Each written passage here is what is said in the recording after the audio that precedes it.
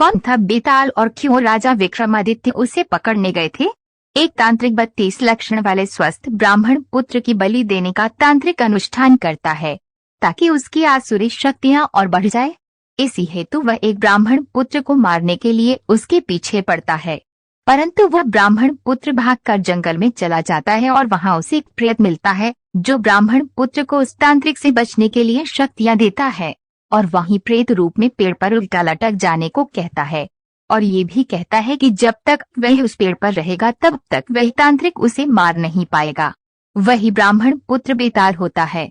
कपटी तांत्रिक एक भिक्षुक योगी का स्वांग रचता है और राजा विक्रम के पराक्रम और शौर्य गाथाओं को सुनकर अपना काम निकलवा लेने का जाल बिछाता है और राजा विक्रम को यात्रा के दौरान प्रतिदिन एक स्वादिष्ट फल भेंट भेजता है जिसके अंदर एक कीमती रत्न रूबी होता है। इस भेद का पता लगाने राजा विक्रम उस भिक्षुक की खोज करते हैं। अंततः राजा विक्रम उसे खोज लेते हैं। चूंकि उस ढोंगी भिक्षुक में स्वयं बेताल को लाने की शक्ति नहीं होती, इसलिए वह स्वांग रचकर राजा विक्रम से उस पेड़ पर लटक रहे प्रेत बेताल को लाने के लिए कहता है।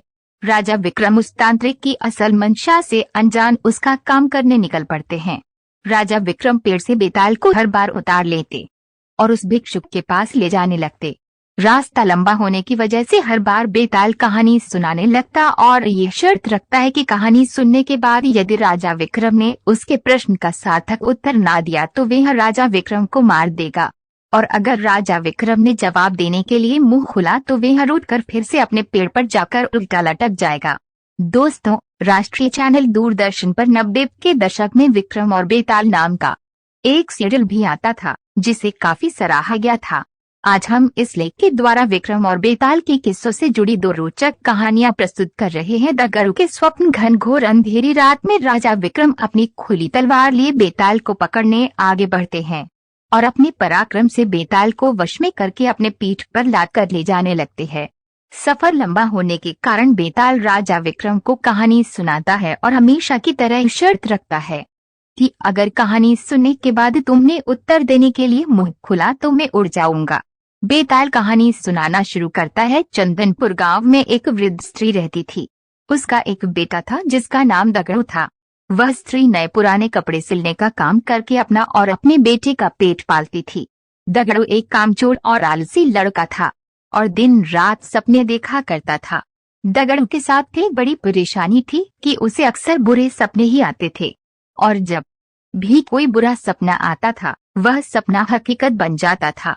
एक दिन दगड़ू को सपना आता है कि कुछ लोग नवंबर विवाहित दंपत्ति और बारात को लूट रहे हैं और उनसे मारपीट भी कर रहे हैं। दगड़ू ने जिसे सपने में देखा होता है वही दुल्हन बनने वाली लड़की अपनी शादी का लहंगा सिल जाने के बाद वापस लेने दगड़ू की मां के पास आती है। दगड़ू फौरन उसे सपने वाली बात कह देता है। वह लड़की अपनी मां और ससुराल वालों को यह बात बताती है, पर सब लोग इस स्वप्न वाली बात को वहम समझकर अनसुना कर देते हैं।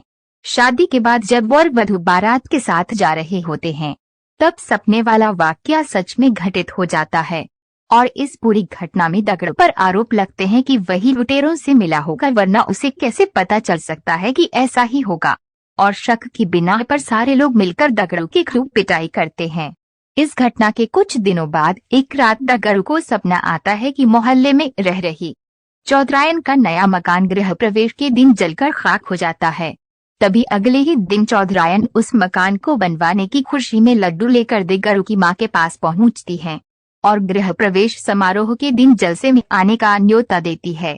वहीं पर सपने की बात दगड़ू फौरन अपनी मां से और चौधरायन से कह देता है। चौधरायन गुस्से से लाल पीली हो जाती है और उल्टा दगड़ू की मां को ही कहने लगती है कि तुम्हारा बेटा ही काली जुबान वाला है और उसके बोलने से ही सबके साथ अनर्थ हो जाता है। चौधरायन गुस्से में जली कटी सुनाकर माँ बेटे को भला बुरा कहकर वहां से चली जाती हैं।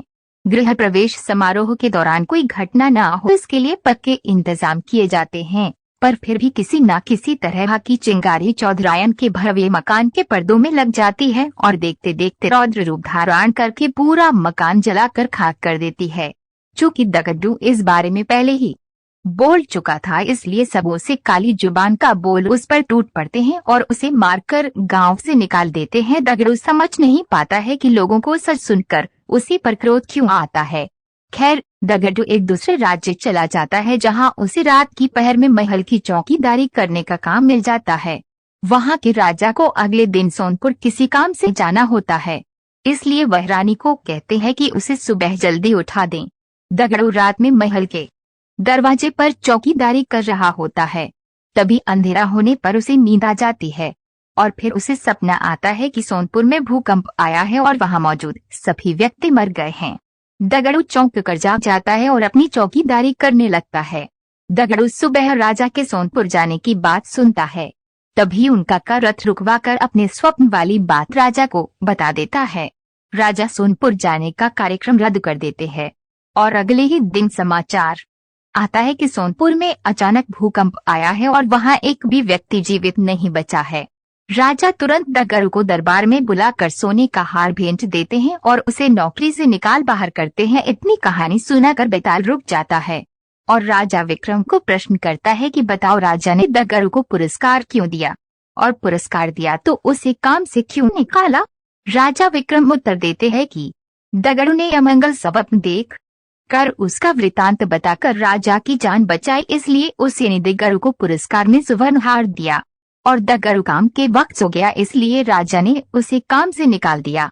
बेताल अपनी शर्त के मुताबिक राजा विक्रम के उत्तर देने के कारण हाथ छुड़ाकर वापस पेड़ की और उड़ गया। राजा चंद्रसेन और नवंबर युवक सत्वशील की कहानी। समुद्र किनारे बसे नगर ताम्रलिप्ति के राजा चंद्रसेन के पास सत्वशील नाम का युवक नौकरी मांगने आता है, पर चंद्रसेन के सिपाही सत्वशील को उनके पास जाने नहीं देते हैं। सत्वशील हमेशा इसी ताक में रहता है कि किसी तरह राजा से मिला जाए। एक दिन राजा की सवारी जा रही होती है। गर्मी अधिक होने के कारण राजा चंद्रसेन को बहुत तेज प्यास लग जाती है। बहुत खोजने पर भी उन्हें पानी नहीं मिलता। ऐसा लगता है मानो प्यास से जान ही निकल जाएगी। तभी उन्हें मार्ग में खड़ा एक युवक दिखता है। वह कोई और नहीं सत्वशील ही रहता है, जो जानबूझकर पहले से राजा के मार्ग पर मौजूद रहता है। उसे देख राजा उससे पानी मांगते हैं। सत्वशील फौरन राजा की प्यास बुझा देता है और साथ ही खाने के लिए उन्हें फल देता है। चंद्रसेन सत्वशील से प्रसन्न हो पूछते हैं कि वे उनके लिए क्या कर सकते हैं। सत्वशील मौका देख अपने लिए नौकरी मांग लेता है। राजा चंद्रसेन उसे काम दे देते हैं और कहते हैं कि वो उसका उपकार याद रखेंगे। धीरे धीरे सत्वशील राजा का करीबी बन जाता है। एक दिन राजा उससे कहते हैं कि हमारे नगर में काफी बेरोजगारी है और पास में एक टापू काफी हरा भरा है। अगर उस टापू पर जाकर खोज की जाए तो हो सकता है हमारे नगर के लोगों के लिए वहां कोई अवसर निकल आए। सत्वशील तुरंत खोजबीन करने का बीड़ा उठा लेता है और राजा चंद्रसेन से एक नाव और कुछ सहयोगी प्राप्त करके समंदर में टापू की ओर निकल पड़ता है। टापू के पास पहुंचते ही सत्वशील को एक झंडा पानी में तैरता नजर आता है। उसे देख सत्वशील तुरंत हिम्मत करके पड़ताल करने के लिए पानी में कूद पड़ता है। सत्वशील अचानक खुद को टापू की जमीन पर पाता है, जहां एक सुंदर युवती संगीत सुन रही होती। वह उस टापू की राजकुमारी होती है और उसके आसपास अन्य युवतियां भी होती है। सत्वशील उसे अपना परिचय देता है और राजकुमारी सत्वशील को भोजन करने का प्रस्ताव देती है और खाने से पहले एक पानी के छोटे तालाब में स्नान करने को कहती है। सत्वशील जैसे ही पानी में नहाने जाता है, वे खुद को ताम्रलिप्ति के महल में राजा चंद्रसेन के पास पाता है और इस चमत्कार को देख चंद्रसेन भी चकित रह जाते हैं। चंद्रसेन खुद इस रहस्यमय जगह पर जाने का फैसला कर लेते हैं और वहां जाकर उस टापू को जीत भी लेते हैं। उस टापू की राजकुमारी विजेता चंद्रसेन को उस टापू का राजा घोषित करती है। जीत की खुशी में राजा चंद्रसेन उस राजकुमारी से सत्वशील का विवाह कराने का आदेश देते हैं और उस क्षेत्र की रक्षा और प्रतिनिधित्व का भार सत्वशील को सौंप देते हैं। इस तरह चंद्रसेन सत्वशील के उपकार का बदला चुकाते हैं। इतनी कहानी बताकर बेताल चुप हो जाता है और राजा विक्रम से प्रश्न करता है कि दोनों में से अधिक बहादुर कौन था, सत्वशील या टापू जीतने वाला राजा चंद्रसेन? राजा विक्रम तुरंत उत्तर देते हैं कि सत्वशील अधिक बहादुर था, क्योंकि जब टापू के पास उसने पानी में झंडा देखकर छलांग लगाई तब वह वहां की स्थिति से अजान था। वहां मौत का खतरा भी हो सकता था, पर राजा चंद्रसेन तो पूरी बात जानता था और वह सेना की मदद से जीत हासिल कर पाया, इसलिए सत्वशील अधिक बहादुर था।